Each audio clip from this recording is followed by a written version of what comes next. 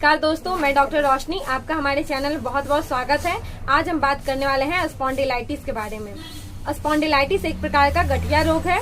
इसमें कमर के निचले हिस्से से दर्द शुरू होकर पीठ तथा गर्दन में अकड़न बनी रहती है तथा शरीर के निचले हिस्से घुटने, जांघों, टखनों में दर्द होता है। इसमें रीढ़ की हड्डी में अकड़न बनी रहती है। स्पॉन्डिलाइटिस में जोड़ों के बीच में इन्फ्लामेशन हो जाता है, सूजन होती है, प्रदाह होती है, जिसके कारण असह्य दर्द होती है।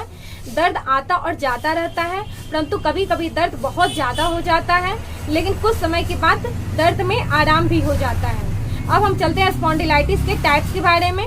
पहली है सर्वाइकल स्पॉन्डिलाइटिस। इसमें गर्दन और पीठ में दर्द होती है, कॉलर बोन में दर्द होती है। चूंकि ये सर्वाइकल को प्रभावित करता है, इसलिए इसे सर्वाइकल स्पॉन्डिलाइटिस कहते हैं। दूसरा है लंबर स्पॉन्डिलाइटिस। इसमें स्पाइन में और कमर में दर्द होता है, इसलिए इसे लंबर स्पॉन्डिलाइटिस कहते हैं। तीसरा है एंकाइलोजिंग स्पॉन्डिलाइटिस। यह जोड़ों के दर्द को विशेष रूप से प्रभावित करता है। स्पेशली एंकाइलोजिंग स्पॉन्डिलाइटिस में घुटने, एड़ियां, कंधे, गर्दन तथा जबड़े कड़े हो जाते हैं। अब हम चलते हैं स्पॉन्डिलाइटिस के सिम्टम्स की ओर। स्पॉन्डिलाइटिस में गर्दन और कंधे में अकड़न होती है, दर्द होती है, स्टिफनेस की शिकायत बनी रहती है, रीढ़ की हड्डी में अकड़न बनी रहती है, हाथों में सूनपन होता है, झंझनाहट होता है तथा सर में दर्द की समस्या भी बनी रहती है। किसी भी प्रकार की गतिविधियां करने पर तकलीफ ज्यादा बढ़ जाती है, जैसे खांसना, छींकना, उठना, बैठना। शरीर को संतुलित रखने में असहज महसूस होता है। ये सब कुछ सिम्टम्स है। नमनेस होती है। अब हम चलते हैं इसके कारण की ओर। स्पॉन्डिलाइटिस की वजह क्या क्या है? भोजन में पौष्टिक आहार न लेने की वजह से, स्पेशली विटामिन डी की कमी, कैल्शियम की कमी की वजह से स्पॉन्डिलाइटिस की समस्या उत्पन्न हो सकती है। उम्र का अत्यधिक बढ़ना भी स्पॉन्डिलाइटिस का समस्या का एक कारण बन सकता है। हड्डी का कमजोर होना भी इसका एक कारण है। किसी भी लंबे बीमारी तक एलोपैथिक दवा का इस्तेमाल करना, जैसे अर्थराइटिस, गाउट, गठिया, वो भी स्पॉन्डिलाइटिस का एक कारण बन सकता है।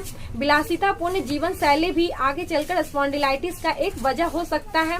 अत्यधिक ठंडा खाना, मसालेदार खाना खाना, जंक फूड खाना भी स्पॉन्डिलाइटिस का एक वजह हो सकता है। अब हम चलते हैं कुछ नियमित व्यवहार में काम करके इस स्पॉन्डिलाइटिस की समस्या से निजात पा सकते हैं। जैसे प्रतिदिन नियमित व्यायाम करें, योग करें, एक्सरसाइज करें, रेगुलर प्रतिदिन मॉर्निंग वॉकिंग करें, जिससे कि शरीर संतुलित रह सके। मसालेदार तला हुआ भुना चीज कम खाएं। खाने में पौष्टिक आहार शामिल करें, जिसमें कैल्शियम और विटामिन डी की ज्यादा से ज्यादा मात्रा हो। स्पॉन्डिलाइटिस होने की समस्या पर तकिया का इस्तेमाल बिल्कुल न करें। सोने के लिए आरामदायक बिस्तर का इस्तेमाल करें। न ज्यादा बहुत ही सख्त बिस्तर इस्तेमाल करें और न ही बहुत सॉफ्ट बिस्तर का इस्तेमाल करें। अब हम चलते हैं इसके इलाज की ओर। हमारे कुछ होम्योपैथिक मेडिसिन है, जिसके इस्तेमाल करके इस बीमारी से पूरी तरह से निजात पाई जा सकती है। पहली होम्योपैथिक मेडिसिन है रस्टफ 30CH पोटेंसी। यह स्पॉन्डिलाइटिस की बहुत ही कारगर दवा है। खासकर जब मॉर्निंग में सो के जगते हैं, उस टाइम दर्द बहुत बनी रहती है, अकड़न होती है, लेकिन जैसे ही मूवमेंट करते हैं उसके बाद दर्द में थोड़ी राहत मिल जाती है। पहली मूवमेंट में पेन ज्यादा होती है, लेकिन काम करने के कुछ देर बाद दर्द में आराम अगर हो जा रहा हो, अगर इस तरह के सिम्टम आ रहे हो, तो रस्टफ 30CH पोटेंसी की प्रतिदिन 3 खुराक इस्तेमाल करनी है। 2 बूंद सुबह में लेनी है, 2 बूंद दोपहर में लेनी है, 2 बूंद शाम में लेनी है। दूसरी दवा है कालमिया लेटिफोलिया 30CH पोटेंसी। यह स्पॉन्डिलाइटिस की बहुत ही इफेक्टिव मेडिसिन है। खासकर जब हाथों में सूनपन, झंझनाहट हो रही हो, स्पॉन्डिलाइटिस से अपर लिम्ब ज्यादा अफेक्टेड हो रहे हो, उस कंडीशन में कालमिया लेटिफोलिया 30CH पोटेंसी की 3 खुराक प्रतिदिन इस्तेमाल करनी है। इसकी 2 बूंद सुबह में लेनी है, 2 बूंद दोपहर में लेनी है, 2 बूंद शाम में लेनी है।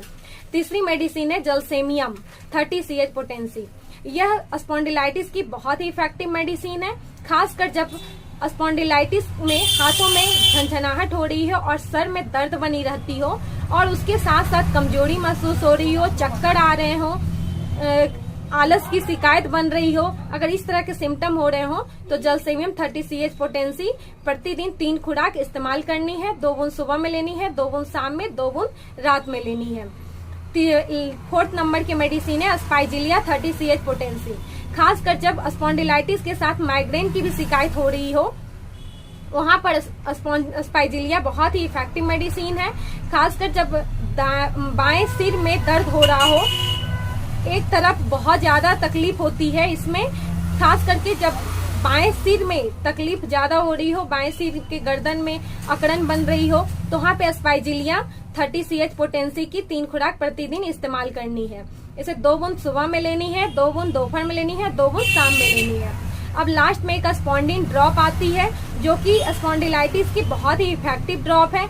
स्पॉन्डिलाइटिस किसी भी वजह से क्यों ना हो, यानी कभी इंजुरी लग गई हो या डैम्प एरिया में रहने की वजह से गर्दन में अकड़न बन रही हो, दर्द हो रहे हो, हाथों में झंझनाहट हो रही हो, घबराहट, बेचैनी, बुखार, किसी भी तरह के सिम्टम क्यों नहीं आ रहे हो, इस ड्रॉप का इस्तेमाल करके 2 दिनों में राहत पाया जा सकता है और कुछ दिन इस्तेमाल करके इस बीमारी से बिल्कुल छुटकारा पाया जा सकता है।